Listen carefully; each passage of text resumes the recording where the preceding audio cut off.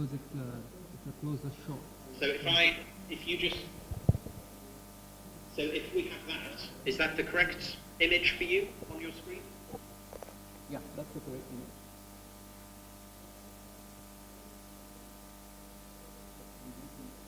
You're separate. If you go Or is it better to use this one? Is it better to use that one? So let's use that for Nono, the one we had before, and then Nelson is going to sit on the other side.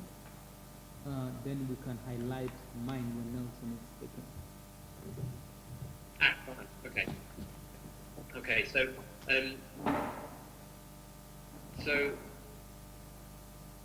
fine. So actually, Nono, you're not going to be involved in the panel discussion. You're just going to do the intro. Is that correct? Yeah. Fine. Okay. Great. I think I'm clear. Has anybody else got any other questions at this moment? Generally speaking, I'll look after bringing the right people on screen at the right time, so just keep an eye on what the chat keep an eye on the chat, because I'll send you some instructions and things as we go. We're about 5 minutes off start time, so I'd quite like now to be able to open up the room to let the audience. Hi. Can I just ask a quick question? I'm sorry I've already covered it, but how are we Q&A from inside the room as well as online? Like, how are those of us moderating the questions, moderating between any from the live event and also the virtual one? That's a very good question. Do we think we'll get questions from your audience then? Do you think that there's... Yes, I think some people may want to ask some questions from the audience, and one or two from here would want to ask some questions, and I think we'll moderate that for Gilbert. So if there are questions, I think we'll project the camera and then with the microphone, and then you could ask the question. Okay. Okay. Well, I think if Gilbert and I can keep in touch about that in chat as something comes up, and then I can maybe just send a message to let you know where we're going to next. Okay. That's okay. Thank you. I'm sorry, one question and then sorry if this was covered. Will the chat be accessible just to us or to everyone that is connected? Within the chat, everybody can access it to post up messages and things, but you can also just direct message to just the panelists or to just the host or any of the individuals. Okay. Thank you. Thank you. So I did. Mute now? Yeah, we can mute now. Okay, so if everyone's ready, I think everybody can turn their cameras off for now. I will go to message probably about 5 past again.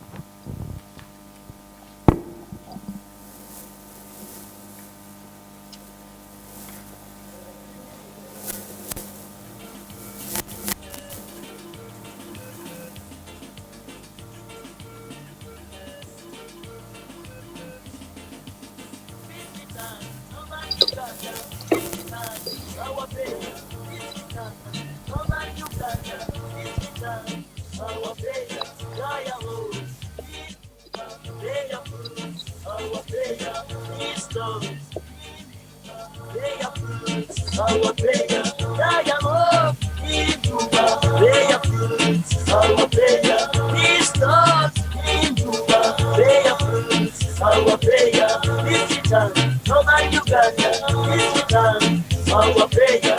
This return, Northern Uganda, this return, our prayer.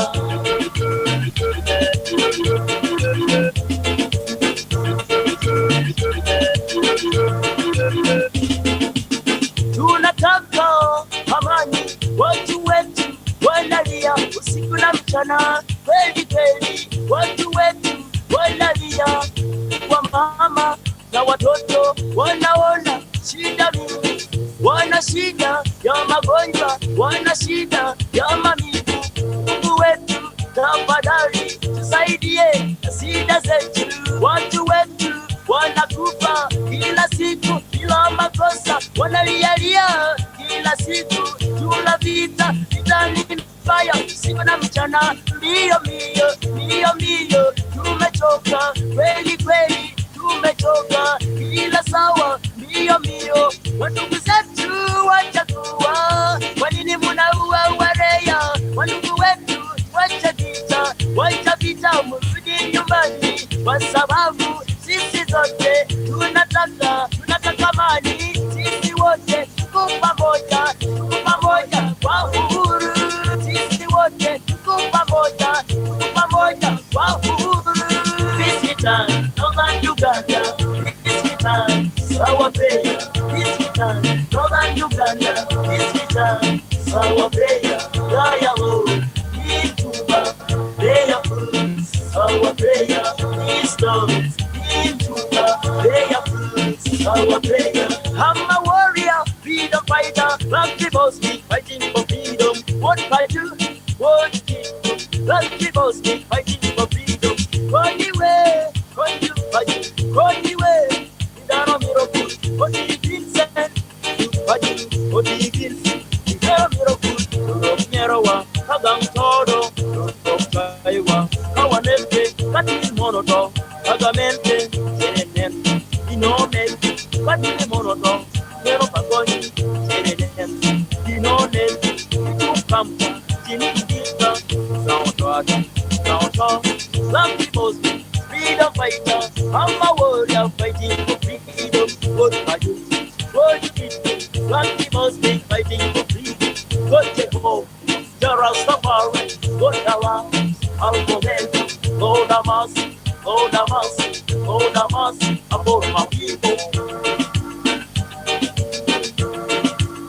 God bless.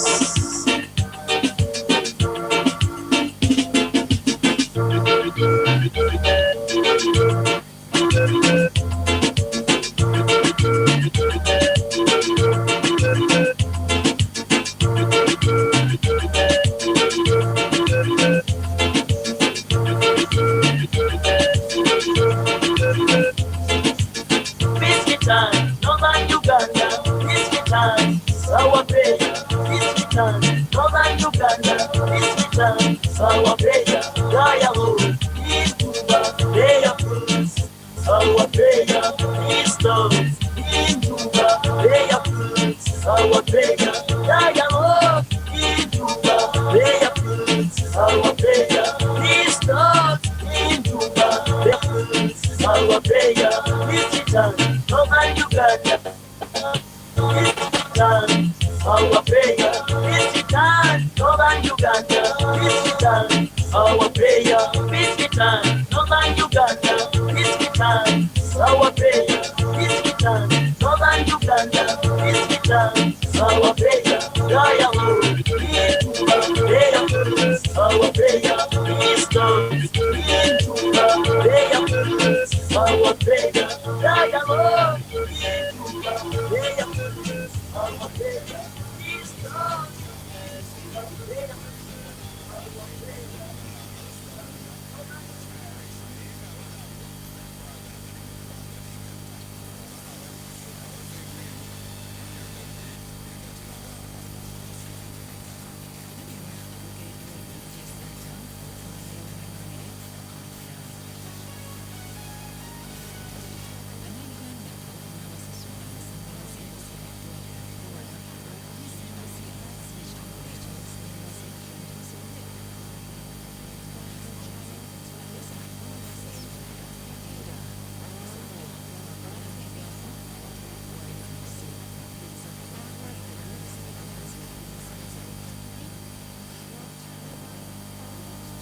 Hello. This is what boss make the original son of Joyce. I separate. Hello, and welcome to the second in the series of events that we planned this week to launch the Education, Justice, and Memory Network, EdJAM.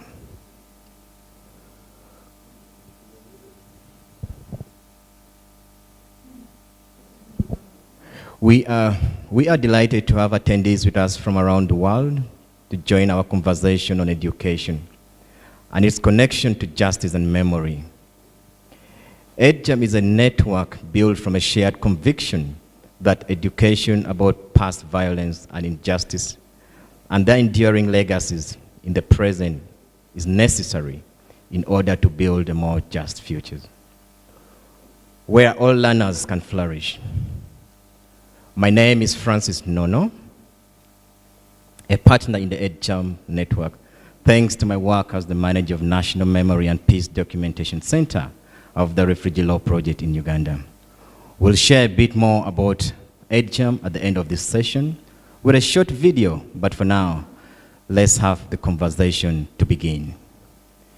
Before I introduce Abiti, we'll host today's conversation with Professor Pablo Dijirif and Professor Shiraz Rasul. Let me say a couple of words on virtual housekeeping.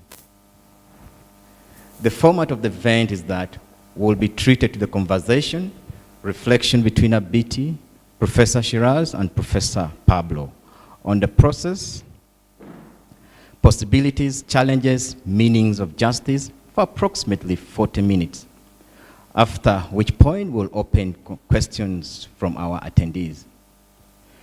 Please post your questions in the Q&A box at the bottom of the screen. Us will pick on the questions and we'll try to respond to unanswered questions after the meeting in a follow-up email. Maria Teresa, our co-investigator on EdJAM, describes our effort as bringing the coffee. We hope EdJAM will be a space where conversation, relations, and new projects starts and flourish. In order to help this start to happen digitally, here today, we invite you all to introduce yourself in the chat function. If you have work, resources, readings you'd like to share, please include links as well. We'll convert this into a document to share with you all along with the recordings of the event with you. Recordings will be available on our new EdJAM website that will be on the screen later, the link for which is in the chat. We invite you all to follow EdJAM on Twitter, Facebook, and to join our mailing list, again, links in the chat. I am now delighted to introduce Nelson Abiti. Nelson Abiti for the last 10 years has been a curator for ethnography and history at Uganda National Museum, and is a co-investigator on EdJAM focused on heritage, everyday life. He has been a curator for exhibitions that speaks about the road to reconciliation, the Milk Project in Uganda and Switzerland, and he was also behind the curation of the War and Scene Archive of Idi Amin that opened at Uganda National Museum on the 18th May 2019. Abiti was also a co-investigator on the project Indicators for Informal Learning, a mobile heritage network for conflict-affected communities in northern Uganda. He is currently on his PhD, working on his PhD on history, ethnographic museum at the University of Cape, Western Cape in South Africa. Abiti, I now hand over to you to introduce our distinguished guest today. Professor Pablo Antirab, kindly take over. Thank you. Thank you, Nono Francis. Thank you, Julia, and thank you, everyone in the panel and my colleagues who are with us here since morning. I would like to take this opportunity to introduce my Professor Siraj Rasul and Professor Pablo de Grief from the University of New York University. We know justice has many definitions, something which is meted out in courtrooms, which brings a sense of fairness for all. It's a sense of repairing past injustice. It's a moment for a radical reshaping of social relationships and imagine new ways of living for people and planet. These definitions try to connect and call on education and memory making about the past in different ways, as this panel will explore. With the focus on transitional justice, human rights, accounting for past injustices, including of colonialism, slavery, and violent conflict, heritage and memory-making processes are key. Our panelists will share their experiences, the research, and questions around justice. Allow me to introduce Professor Pablo de Grief, who is a director for the Transitional Justice Program and Prevention Project at New York University. Professor Pablo has served as the first UN Special Rapporteur on the promotion of truth, justice, reparation, and guarantees of non-recurrence from the year 2012 to 2018, and was the Director of Research at the International Center for Transitional Justice from 2001 to 2014. He was recently interviewed by the Foreign Policy on whether Trump should be prosecuted. We will hear more from him. And Professor Siraj Rasool is a professor of history at the University of the Western Cape in Cape Town, South Africa. He is a member of the EdJAM Advisory Board. Professor Siraj is a director of the University of Western Cape's African program in museums and heritage studies, where I am his student. And he was also the board member of the District 6 Museum and the Ziko Museums, and also Heritage Resources Association in South Africa, which is called SARA, and is co-author of many publications, and one of them recently is Unsettled History, Making South African Public Past.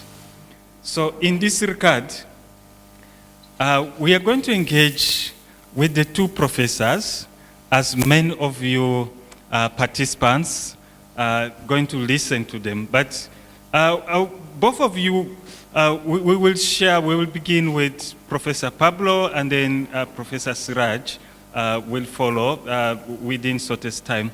And as you will share with us about justice, education, memory, or heritage initiatives that you find very useful or inspiring, and what is it about that inspires you, or what are some of the most important things that you will want us to remember in Justice Initiative? Let me hand over to Professor Pablo, and then Siraj will follow thereafter. Thank you. Abid, thank you very much. Can you hear me? Yes, please. First of all? Okay, great. So before anything else, I would like to thank all of you for the invitation and to congratulate all the members of EdJAM for what seems to me to be an extraordinarily important initiative. I'm also delighted to share this space with Siraj. So just a few reflections on your general question a bit.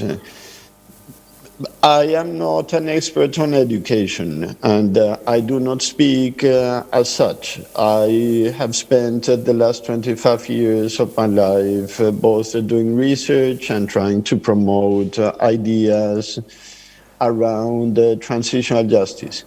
As part of that work, however, I took very seriously an old sociological argument that says that sustainable social change is not simply a question of clever institutional engineering, but that it also requires work at the levels of culture and of personal dispositions. And at least for that general reason, educational initiatives always seem to me to be very, very important, because education lies precisely at the intersection of those three different analytical spheres. They intersect institutional reform initiatives. Education depends, after all, on a certain type of institutional infrastructure. But of course, education is one of the engines of change at the cultural level, and one of the engines of change in personal dispositions. So this was always very, very important for me. That is a positive reason to take educational initiatives seriously in a transitional justice work. There is also what one may call a sort of negative or preventive reason that is equally important for me. And that is that in most contexts, were a deliberate or an incidental, but actually in most cases deliberate manipulation of history for the sake of justifying violations and abuses. And it seems to me that if one wants to think about prevention seriously, one has to take education equally seriously. And therefore, despite the fact that it was not my field, in every country report I ever presented to the Human Rights Council, and actually in most of the thematic reports that I presented to the Council and to the General Assembly, I included always a small section on education, because again, for those two reasons, amongst others, I thought that it was very, very important to think about transitional justice as an important dimension of work in transitional justice. It is an extension, from my standpoint, of both truth-telling work, and also it is an extension of reparations in many cases. And without a doubt, it is an important component of guarantees of non-recurrence. And I will mention a couple of initiatives that I found useful. But I think that I have spoken long enough, so I can do this after Siraj gets his turn to talk. And he is a real expert as opposed to me. So, Thank you, Professor Pablo. Let's hear from Professor Siraj. Thank you very much, Pablo, and thank you very much to Abiti, Nono, and all the colleagues in EdJAM for enabling this gathering to take place. And it's wonderful that we are also able to appear live to people who have gathered socially distanced in the flesh in Kampala. And it's an absolute pleasure. Obviously, as a South African,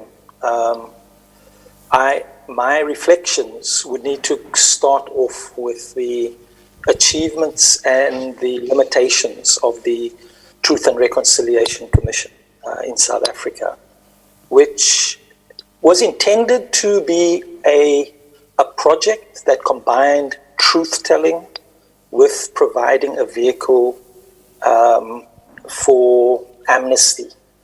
And that also had an element of reparations tied to it, the most important of which, in my view, was the thinking that was put together in the field of symbolic reparations. And obviously, the outcome of the TRC has been found to be unhelpful by many people. The understanding of apartheid that came out of it was one that tended to focus on very limited examples of gross violations of human rights. And many beneficiaries of apartheid were able to get away with a kind of historic responsibility over many, many generations for a cumulative system of colonialism and apartheid. And to be able to say that I did not know, that this was not me.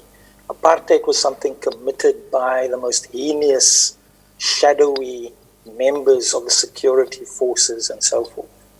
And so, but nonetheless, despite those weaknesses, I think there's some interesting outcomes. I think that the way to understand the idea of reconciliation is not, as some NGOs try to do, to measure the extent to which South Africa has been reconciled, but that it's given us a language through which to talk about South Africa. Of course, it also constrains the way that we speak.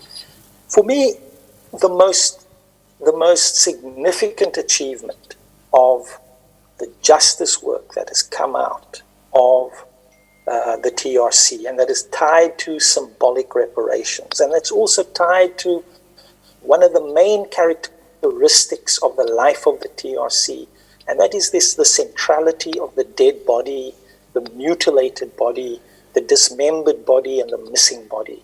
The most palpable achievement, I think, lies in the work of the Missing Persons Task Team of the National Prosecutions Authority, that is at work carrying on the post-TRC work of the recovery of the dead and the missing, following the archival trail of truth-telling and engaging with the record of the TRC to uncover the locations in some of the most shadowy places of torture in South Africa, of recovery of human remains, sometimes parts of bodies, sometimes skeletons, and to be able to do the work of sequencing with the record, to be able to match cause of death, sometimes to be able to rehabilitate a person and to be able to say that this person did not work with the security forces, and to be able to return bodily remains to families and to enable a social process of healing through the recovery of the dead, in which one of the ways in which you make a new society is through, in a sense, recovering the dead. And not only did you have a recovery of the dead, you also had the recovery of the dead, of ordinary fighters, and the recovery of a biography of resistance. And I think that this work also, in some ways, counteracted some of the work that's happened from above, that has happened in the reconciliation work through the grand stories of the biographies of political leaders that have come to loom so large. Because we need to understand the justice work, the work of transition, in relation to the broader cultural project of remaking a society after a traumatic history. And we need to see how that has played itself out in museums, how that has played out through heritage, and how that has played out through memory work, and to be able to distinguish between the projects that have sought a high centralized, a highly professionalized kind of project of the construction of memory, from those that have carried on to try to build memory projects and museum projects on the strength of the resources of the people themselves. Yeah, thank you. This is very interesting and encouraging as participants are listening. We are moving along this line in our EdJAM project of Education, Justice and Memory Network, and EdJAM is soon commissioning research around its key areas of interest, and which of course includes memory, museums work, education, transitional justice. For both of you, what will you suggest as a research project or activity of priority for our work who are in EdJAM or participants who are interested to engage in? I would like to hear from you because your work has shown some interesting stuff. Thank you. So, if I may, and again, from the standpoint of a non-expert and obviously talking about EdJAM as an admirer of its of the project as a whole, but not familiar with the details. In the previous question about projects that I found inspiring, I was going to mention as a follow-up of thinking about education, both in its memory aspects, but also very importantly in terms of its preventive aspects. Small, very small and modest, but nevertheless, in my mind, a very, very important program that was presented to me by a small civil society organization newly founded in the Gambia after the transition when I visited almost 2 years ago. And it was an organization made up of young people. And the purpose of the organization was to educate Gambians on the very idea of citizenship, of the rights holder, of what it means to have rights. And their argument was that this was unfamiliar to most Gambians. Now, that is a problem that I think can be generalized to many places. I used to teach political philosophy before I started doing this work, and I was once asked what was the greatest surprise that I had encountered in my shift towards exclusively academic work, to work that combined both research and activism. And I said that the greatest surprise was perhaps to find that everything that I used to teach my graduate students, following Habermas and others about the unfinished nature of the project of the Enlightenment, was true. And that it was true everywhere. That I never visited any country that, for example, had absorbed the idea of rights and institutionalized the idea of rights completely. And by this, I mean not only that the catalog of rights that are usually institutionalized is not sufficiently broad, but that even those rights that seem to be legally entrenched, when push comes to shove, authorities are very, very prone to violate them. And I think that this is true everywhere. I visited officially as a special rapporteur 2 European countries, so this is not a problem that afflicts only countries in the South. It is true that the idea of the rights holder is not particularly robust anywhere. So I would think that, for example, educational projects that have to do with this. In the West, this was supposed to be done through civics educations. And that project is one that I think failed for many different reasons. It came at the wrong time in the educational process. It was taught in ways that people thought uninteresting.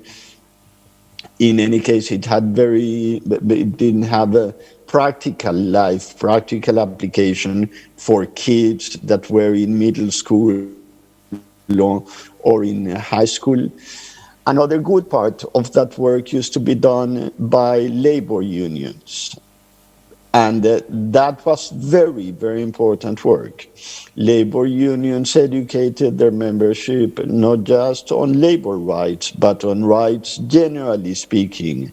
But that is a space that, as we know, with the demise of labor unions in most of the world, that space has been vacated. And therefore, there is no one that is doing active and effective education in rights holding anywhere.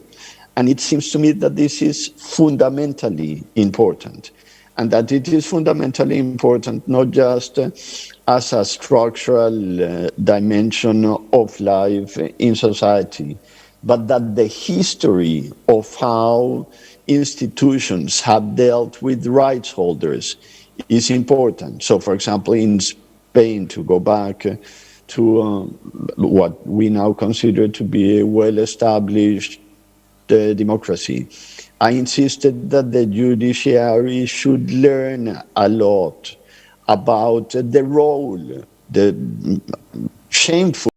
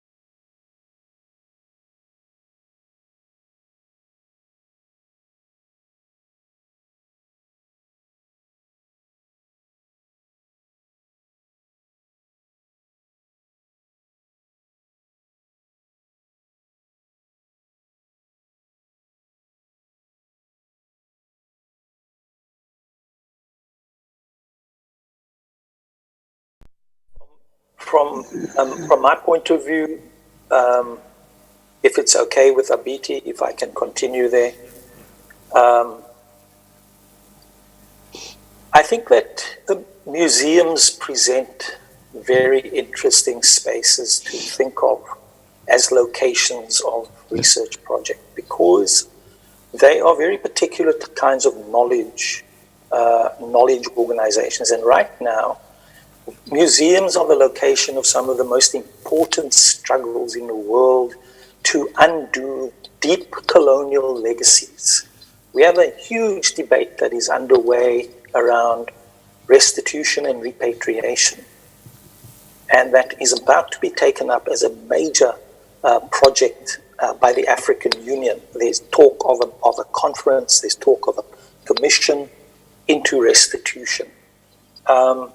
And it's, you see, in the experience that we had in the District 6 Museum, that was a museum about forced removals and land restitution, but where land restitution was not conceived of as a property question, but where this was conceived of as a question of memory.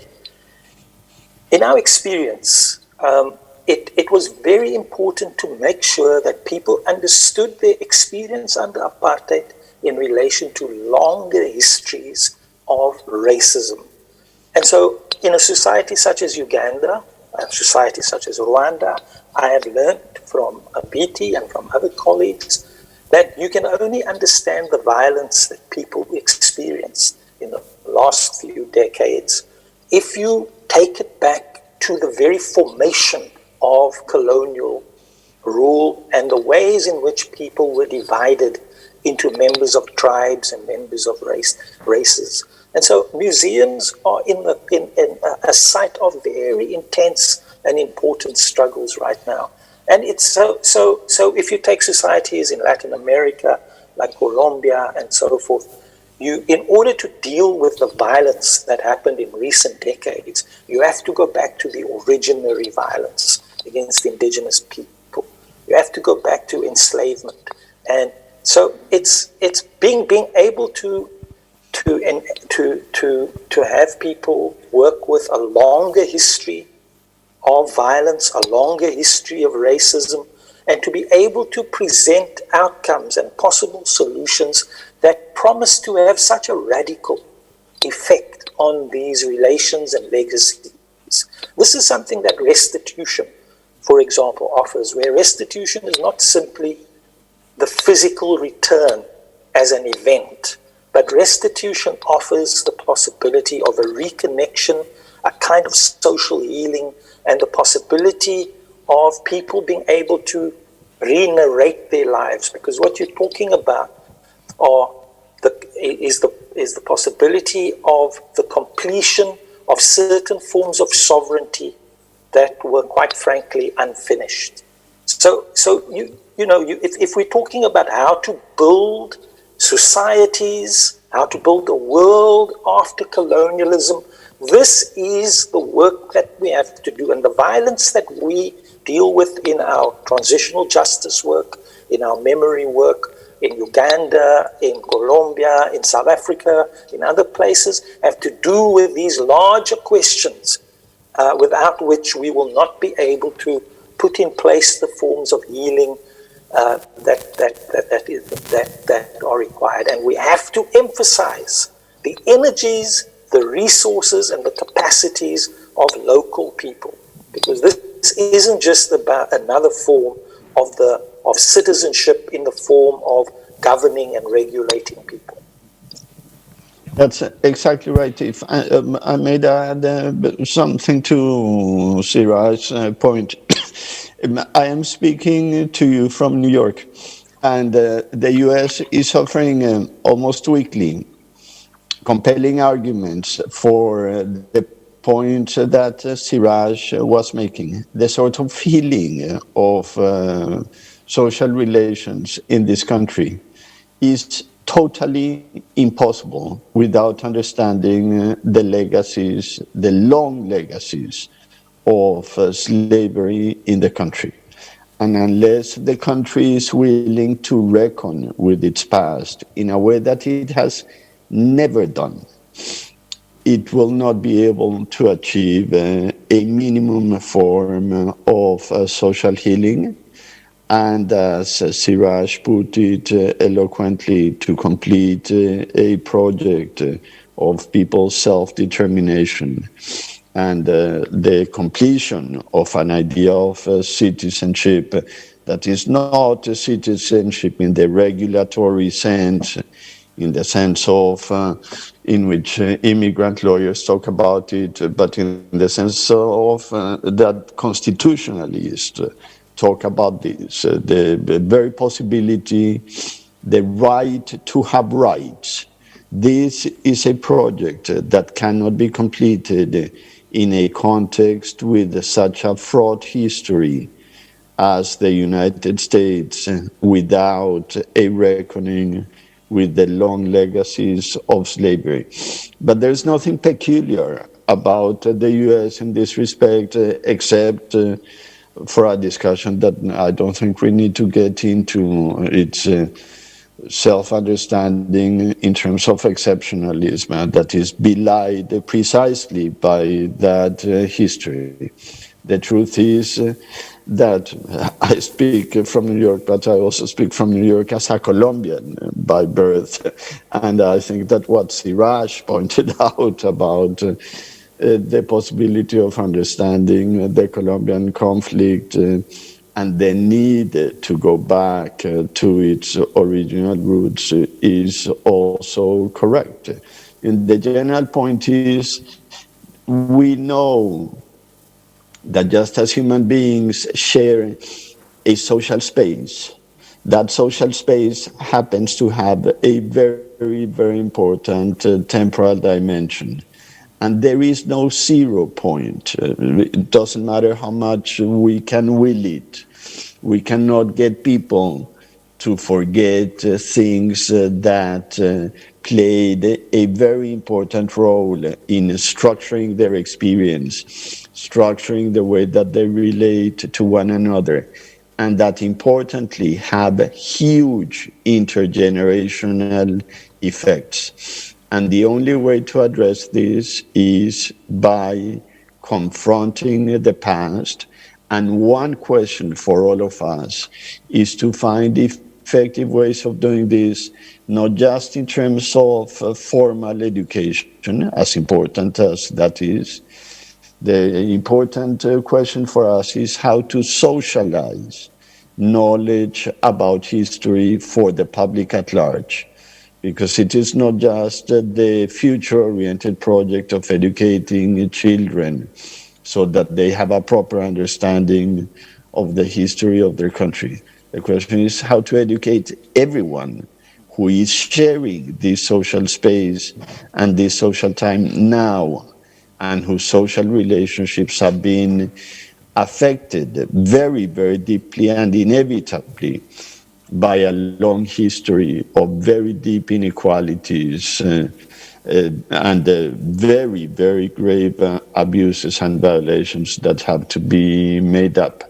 I have asserted many, many times there are certain things that we cannot reasonably expect our fellow citizens to forget. It is impossible to expect them to forget the violation that they have suffered, the disappearance of a sibling or a parent, the dispossession, the total destruction of a life project. Those things cannot be forgotten, and it would be unreasonable for us to expect others to forget. But they leave legacies. They leave legacies at the personal level, at the institutional level, at the cultural level, and unless we address them, they will be with us. Oh, thank you. I think I'll be going for some specific questions as we come to summarize discussions. Still going back to you, Professor Pablo, from your experiences at the International Center for Transitional Justice and with the UN, what makes you hopeful about the prospects for a more just world? Maybe just in brief. Yeah, very briefly, I derive my determination from my interactions with victims and survivors. I always say there are people that have suffered absolutely indescribable violations, and yet they get out of bed every morning, and not only that, they continue in their search for justice. They persist. And if they can do that, so must I. So the short answer to your question is, I derive hope from the fact that people do not forget, that people do not give up, that they persist in their belief and their conviction that society can be better, not necessarily that they can be personally redressed fully, because there are violations that cannot be made up, but they believe that things can be improved. And if people who have suffered that kind of violation can do it, certainly so must I. So that's where I derive my hope. Thank you. You have spoken. There's a hope. People believe things can improve, and that hope is looking for a just world. And for Professor Siraj, from your long time experience of scholarly work as a historian and heritage work with the District 6 Museum, what makes you hopeful about the prospects for a more just world, or at least seeking for justice to humanity in the area of heritage? Thank you. Thank you so much, Abiti. The world has large international structures in the field of museums and heritage that claim to be enabling institutions, ICOM and international heritage agencies and so forth that are involved with conservation. And sometimes, they provide enabling possibilities for African museum professionals to travel and to learn and to engage. But we find ourselves very much in an unequal world. We find ourselves in a world of unequal resources, of unequal abilities to travel, unequal abilities for mobility and to cross borders, of course now made worse for everyone by the pandemic. The District 6 Museum is one of a number of museums in different parts of the world, especially in the South, on the African continent, in Latin America, which opened up the idea of a museum not as a collection to be managed, not as a building to have an exhibition, but as a project and a process of knowledge making, as a relationship of exchange between generations, as a means of bringing differently located people, in the case of District 6, of former residents, brought together with artists and scholars in order to make a museum of tremendous imagination and hope, but built on the resources of ordinary people. I'm someone who I was born in District 6. I went to school in District 6. My family's come from District 6. But I also went to university and I became an academic. And let me tell you, I undertook my greatest learning in the District 6 Museum from the former activists from the 1940s and the 1950s who made their own intellectual institutions and cultural institutions under apartheid because they had been excluded from these kinds of spaces in society. And so it was a tremendous privilege to have been able to learn the ideas that I have today and I work with about what a museum is, what is possible with this device that we call museum beyond its regulatory and governmental function. And so, I have tremendous hope, and especially in this time when all of the basic features of the modern museum that we have, of a regulatory environment, of an institution that is divided into categories and classificatory systems between the people who are deemed to be civilized and those deemed to be uncivilized. All of those features are under stress, and our task is to enhance those conflicts and contestations, because we are talking about, in a sense, the future, the longevity and the legitimacy of this institution that we call museum, that is so bound up, we are learning, with colonialism. Museum was not just the beneficiary of colonization, it was embedded in the very expeditions of conquest. Museums are institutions of violence. And so to be able to fundamentally transform what we mean by a museum is one of the projects of our time. And I think EdJAM and the program that it has over the next period is extremely fortunate to be coinciding with this time that I can call the time of restitution.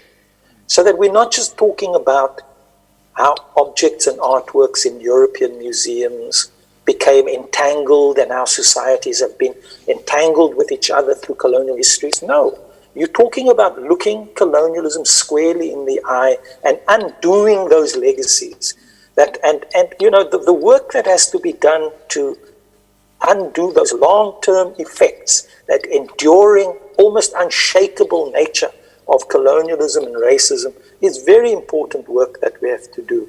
And for the purposes of our colleagues who speak today and are present with us from Britain, there are very important processes taking place right now.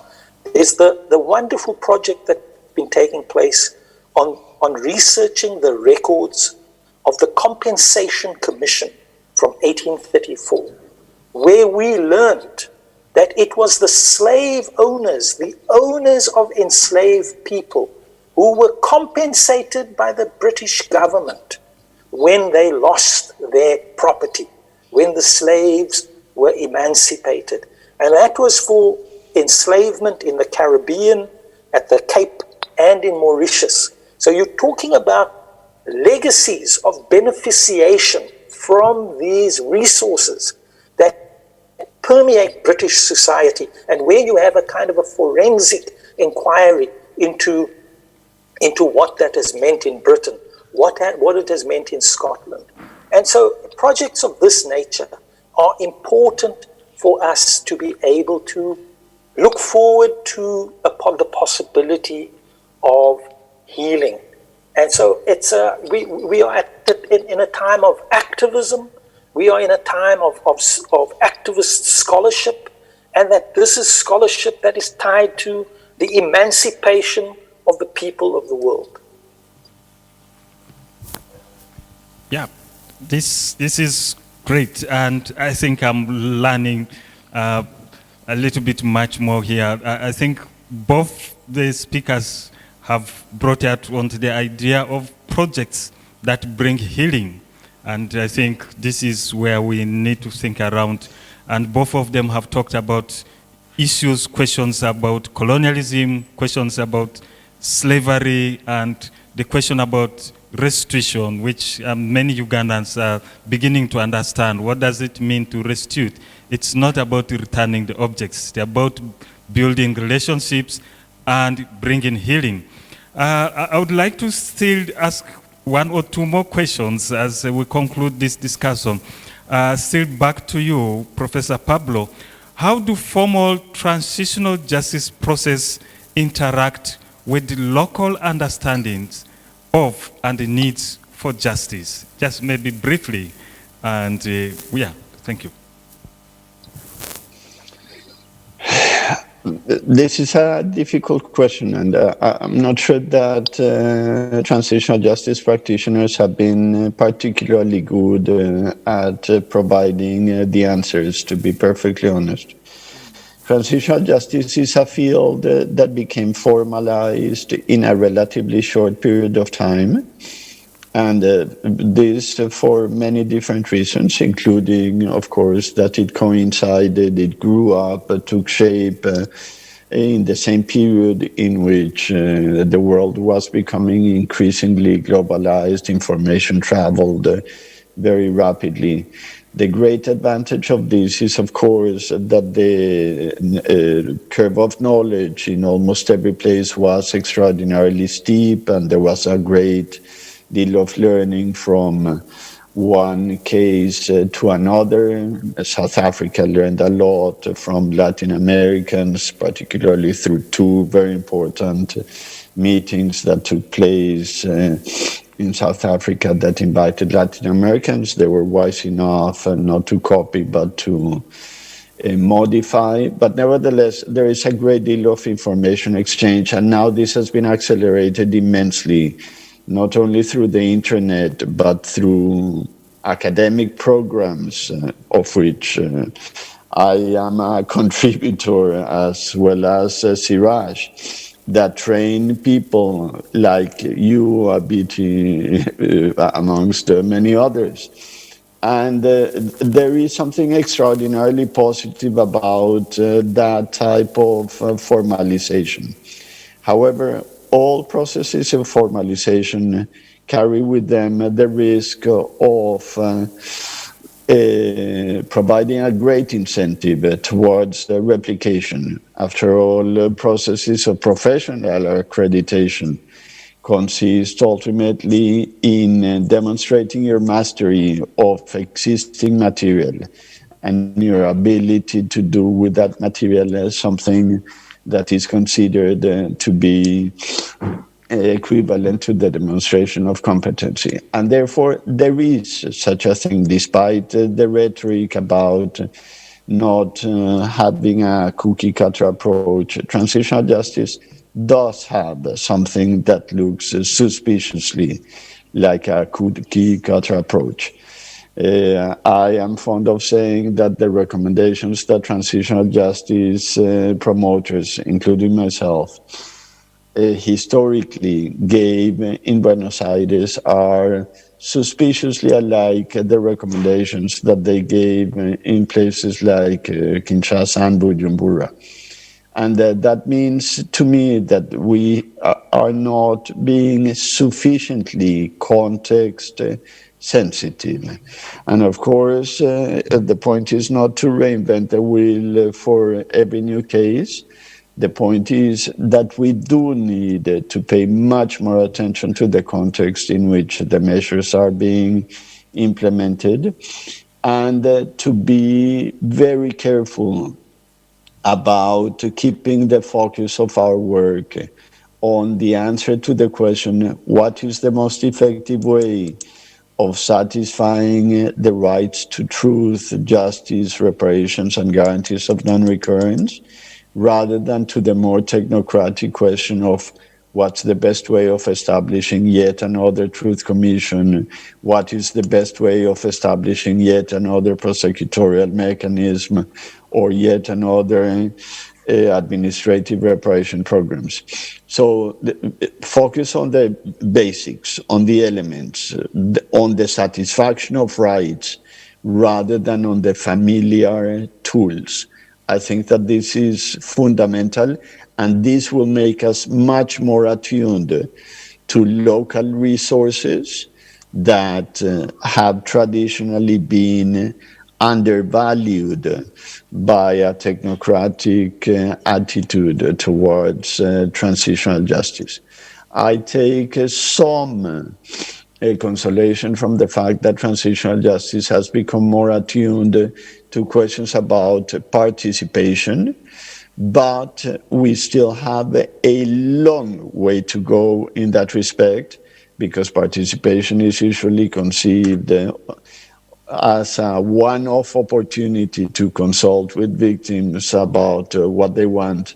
And of course, this is merely the beginning, and it cannot be conceived as the end of transitional justice. So to summarize, Abiti, your question is very important, and I think that we in the transitional justice field have a long way to go to make much better use, to be much more respectful, and to be much more imaginative with respect to local resources, including people's understanding of justice and what is the best way of satisfying those understandings of justice. Key important was of understanding local traditional justice mechanism to be incorporated into the formal transitional justice. To Professor Siraj, as we come to conclude, do you think the transitional justice need decolonizing, and what do you think of the growing calls for justice process in the UK and the US mean for transitional justice? I know I've driven you away out of Africa, but something, does it need decolonizing, whereas we're in this global perspective? Thank you. You know, that's a very interesting question. And at the moment, I'm trying to do some writing about this, about the different understandings that have arisen about decolonization. You know, from those who want to decolonize my diet, to those who think decolonization or decolonizing is the same as diversity, to those who have a revolutionary understanding of decolonize that is tied to an anti-colonial project and that understands the deep epistemic nature of colonialism. And so I think about the meaning of these discussions and these terms in work that I do in Germany, in Austria. And Germany is interesting because our German colleagues lost their African colonies after their defeat in the First World War. And as a consequence, Germany did not face liberation struggles and struggles for freedom in the 1950s and the 1960s. And so the consequence has been that German universities have a certain kind of shape. Now, if the question of transitional justice is one about how has transitional justice emerged as a system of a new authority, of ways through maybe its technicization and its technocratization, or maybe through its professionalization and the way at a certain point it came to be practiced through a toolkit. I mean, I myself experienced this when I was brought in to do some education work in ICTJ programs in South Africa, and in meetings that I had with colleagues and with members of the judiciary in Colombia when I went to a few conferences many years ago in Bogota. And it really made me think about transitional justice. And the interesting thing about your question is that South Africa was partly implicated in the creation of that international discourse, that professionalizing discourse. And, you know, one of the secrets of my life as a historian is that many years ago, I was a lawyer. I'm a trained lawyer. And I'm a lawyer who turned away from the law because of my concern for what we called legalism, and the way in which in the 1980s the new Labor Relations Act created certain forms of justiciability through legal work in courts and through legal applications, which quite frankly dispossessed workers of their initiative and of their right to organize on these questions through their mobilization.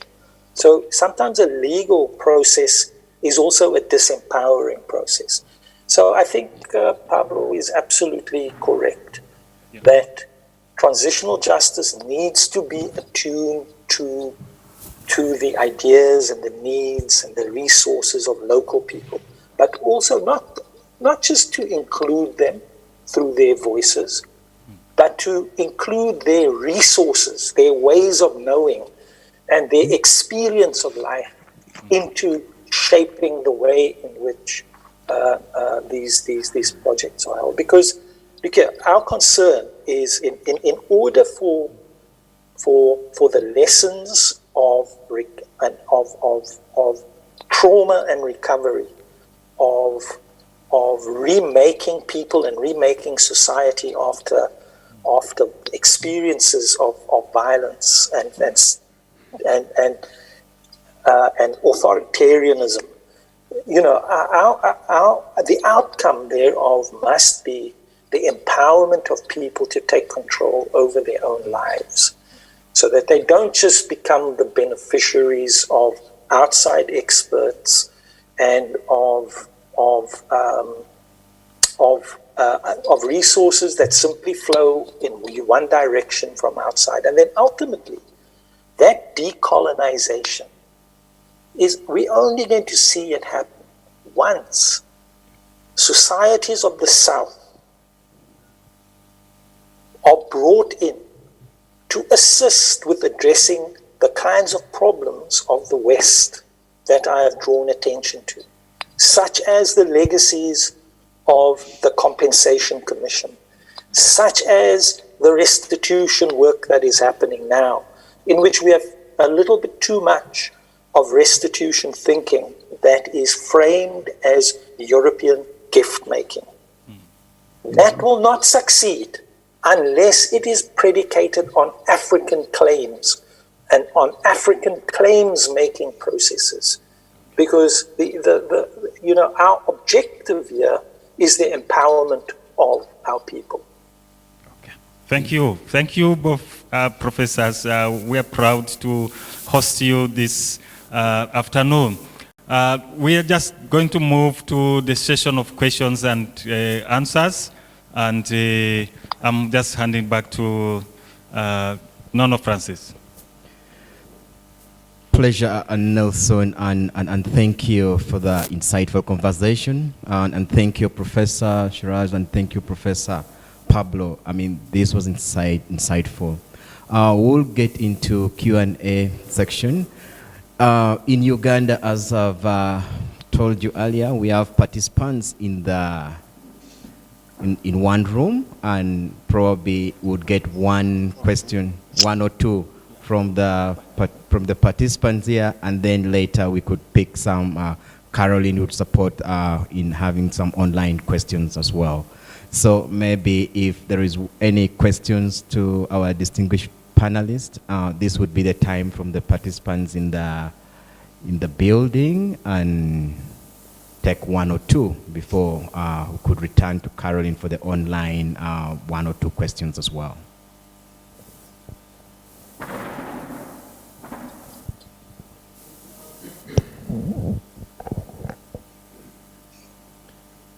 Yeah, thank you very much, our panelists. I think that was really very insightful and very knowledgeable.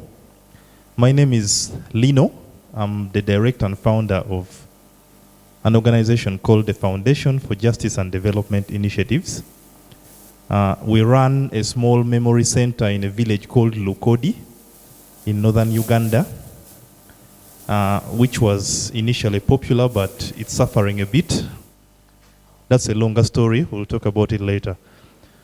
Anyway, my question goes to Pablo.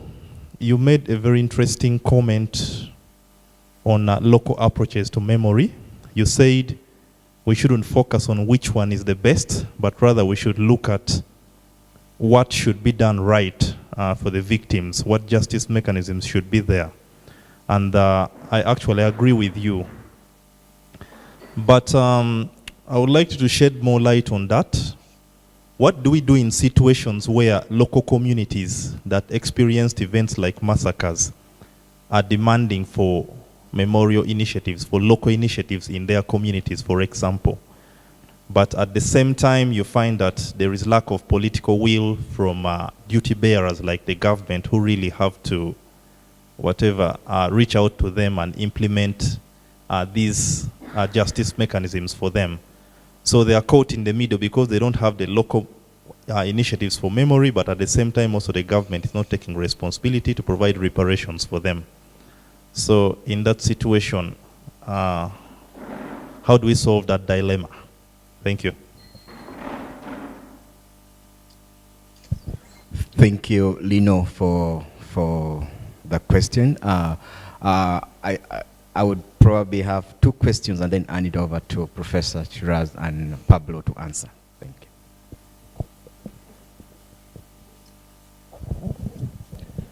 you. Thank you very much. Actually, my question goes to Professor Siraji. He made an important point when he was saying that at the time when the slaves were being freed, it's the slave owners that were compensated and not the slaves for all that they had lost. This is still true in Uganda, and particularly if you go to my area, I come from Kasese, where a copper mine called Kilembe Mines virtually took over land in the 1950s without compensating the owners. And as the copper mines collapsed, the people came back and resettled on their land that had previously been taken without giving them anything.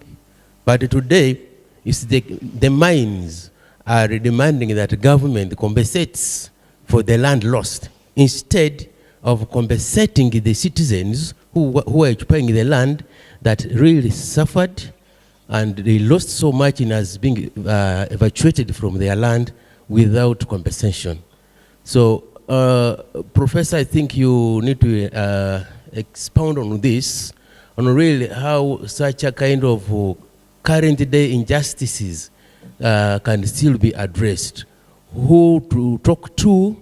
The citizens are in a way that they are not having some kind of an organization to talk for them. They live as individuals. The companies, on the other hand, have ways of following up legal actions, cases in courts, in courts of law. But the citizens who are on small plots of land are not so much connected as that, as far as defending themselves is concerned. So, Who can do this? Thank you. Thank you, Kule, for that question.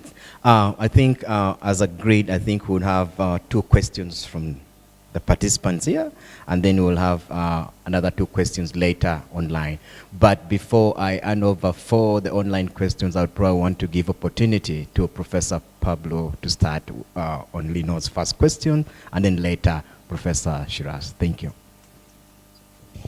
Yeah, so if I may make an additional comment to the last question as well, this pattern of compensating former slave owners rather than compensating slaves is not simply a characteristic of the English case. The French in Haiti did exactly the same thing, compensated former slave owners rather than slaves, and the Haitian government, the poorest country in South America and the Caribbean, has finished paying the interest on that loan only recently as well. So this was a broad historical pattern that crossed national borders, and I will, of course, let Siraj continue with that story.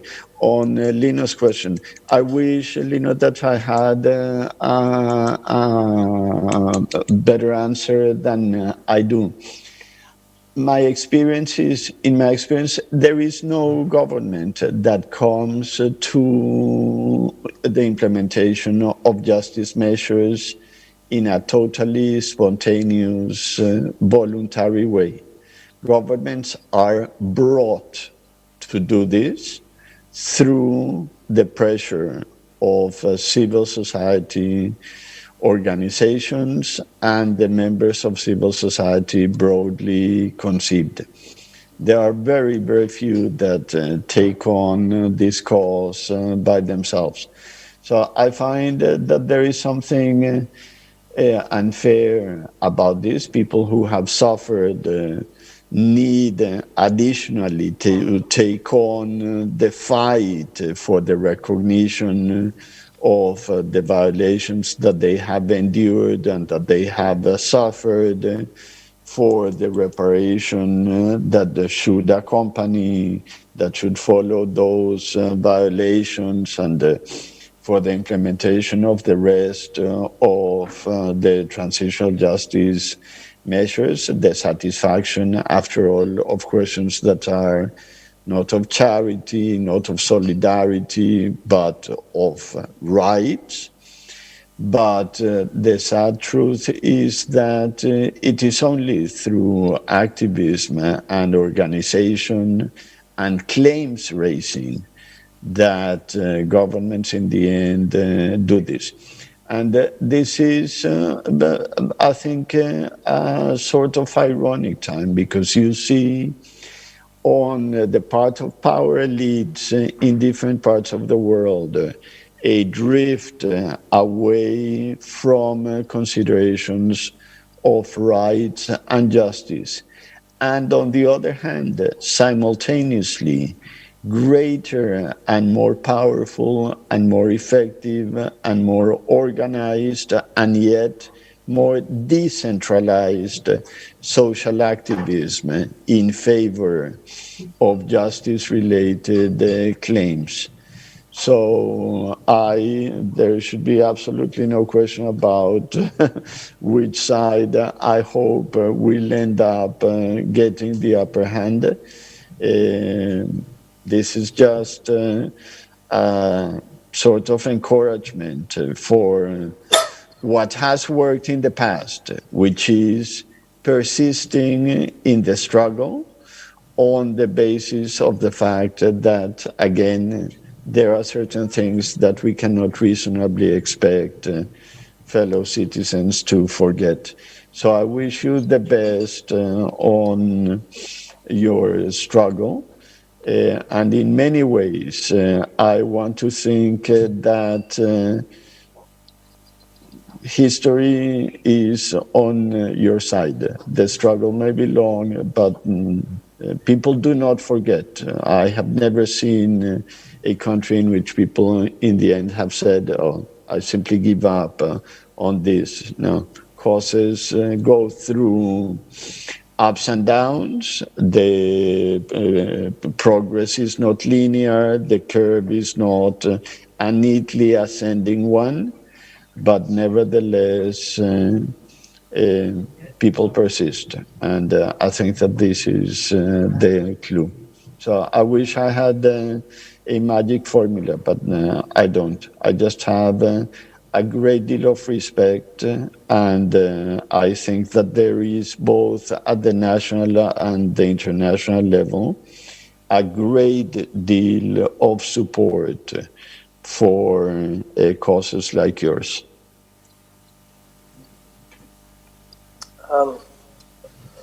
You know, that matter of the records of the Compensation Commission that have been researched for a few years in an ongoing project that was initially led by Patricia Hall,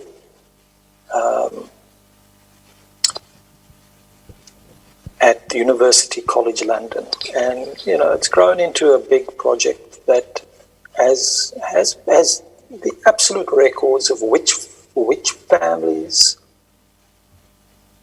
were compensated by how much for how many enslaved people, and what that financial value is in today's terms. You know, already there is, so in other words, one needs to talk about the politics of restitution and restoration, but also the politics of reparations that are tied to a process of repair. And already the University of Glasgow has decided to pay reparations to the Caribbean, to Jamaica, to the University of the West Indies. But these are ongoing processes. And what it requires is activists on all sides. And it's great to know that an unusual event has already occurred on the African continent. And that is the case that was brought against the British government by Mau Mau fighters and Kenyan people who were imprisoned and tortured in detention camps. The case was brought, I think, in the early 2000s, and I think in 2013 it succeeded, and some 20 million pounds were paid over to thousands of claimants. But in the process, something very interesting happened, in that the court ordered that the lost archive of that documented British acts of violence in the last period of colonial rule in Kenya, the court instructed that record be made available. And lo and behold, this archive that had been hidden away, secreted away, was brought to light, and is an archive not just of Kenyan colonial history, but of the history of all parts of the so-called British Empire, except 2 or 3 former colonies. So you have these records, and these are migrated archives, quite frankly, that also have to be repatriated. Because one of the big questions that former European colonial powers on the African continent are very scared of is the Pandora's box of reparations. You know, you can imagine the reparations claim in relation to the Congolese experience on the part of Belgium. You can imagine in all the different societies that we are talking about, how reparations becomes questioned. You would know of the claims that have been brought by Namibians, Chiherero and Khoikhoi speaking Namibians in the American courts against the Germans on the strength that this was a genocide, and you've already got a reparations program with regard to Holocaust victims, that you've got to take this very seriously as a history in the world of violence and suffering and recovery. And we're talking about long-term projects here. So when it comes to mining companies, I mean, mining companies are extremely problematic because it is in the business of mining companies that they are destructive. And usually what happens when a mining operation is initiated is that the heritage legislation kicks in. But this is heritage as mitigation, which is the main way in which heritage is deemed to exist in society, where the mining company has to indicate what kind of social value it will create, how it will compensate people, will people be moved to a new location, etc. And so it's an extremely tragic situation that you're talking about. If people have moved back to an area that mining had taken place, that had been on stolen land, now that land might be extremely unhealthy for people, that they would not be able to make viable livelihoods on land such as this. And so you're talking about a need for an activist project here, activist projects that are formulated and based upon restitution, reparations, restoration, and recovery that are fundamental, right? Because these are human rights matters. And so it is very important that we recognize that this is not something that the state will just come and compensate. You've got to obviously look at I don't know whether this is a colonial matter or whether it's a case subsequently, because what governments do is they think that they are overseeing projects of economic development.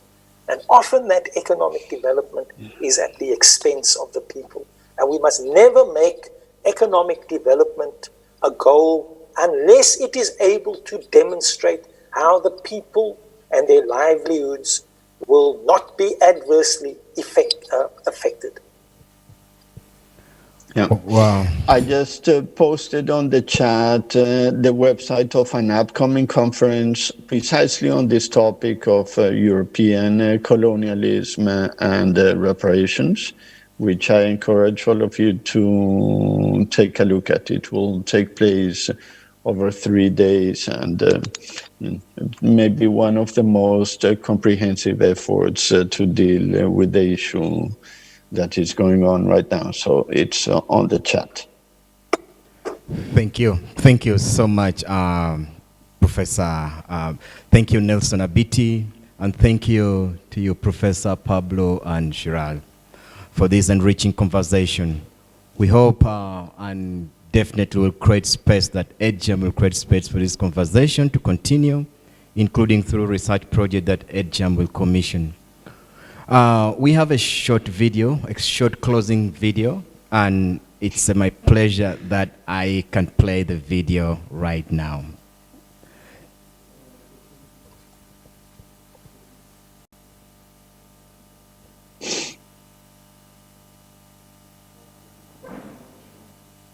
The Education, Justice and Memory Network, EdJAM, is a collaborative international group of researchers, educators, and civil society organizations working in the arts, education, and heritage. We are committed to creative ways to teach and learn about the violent past in order to build more just futures. We are currently based in Cambodia, Colombia, Pakistan, Uganda, and the United Kingdom, and look forward to the network growing around the world. Bopana Audiovisual Resource Center in Cambodia is using the audiovisual and historical expertise to develop an app to teach Khmer Rouge history, integrating testimony for survivor, low-level Khmer Rouge member, and the finding of the extraordinary chamber in the Court of Cambodia to develop an interactive learning tool that creates possibility for learning across generations. In Colombia, Fundación Compartir, the Colombian Truth Commission, and 7 schools in Cúcuta, a city near the Venezuelan border, are collaborating to integrate an ethos of truth as a public good into school educational projects and everyday practices. This means teaching about Colombia's decades-long armed conflict and the findings of the country's Truth Commission. But it also means valuing truth interactions between students, staff, and the wider community, and countering willful and structural forms of ignorance that allow for silences around everyday injustices and persistent structural inequalities. Engage Pakistan are a collective of animators and educators. Their Hashia series of history explainers and animated short films address intergenerational trauma by exploring violent incidents in South Asian history, beginning with British colonialism and colonial violence. The series then explores 3 instances of post-partition violence. Videos are released in Urdu and English and include Urdu translations of post-colonial and anti-racist theoretical work that provides tools to connect past violence to present lived experiences.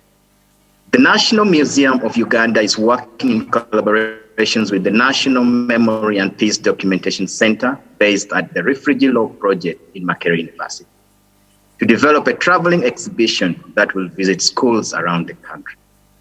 The exhibition works with objects in museum permanent collections, exploring how the meanings of these objects have been transformed by violence and are being reclaimed and resignified by traditional leaders and young people in ways that sustain culture and open possibilities for dialogue. EdJAM is fortunate to have a budget of £800,000 with which to fund research.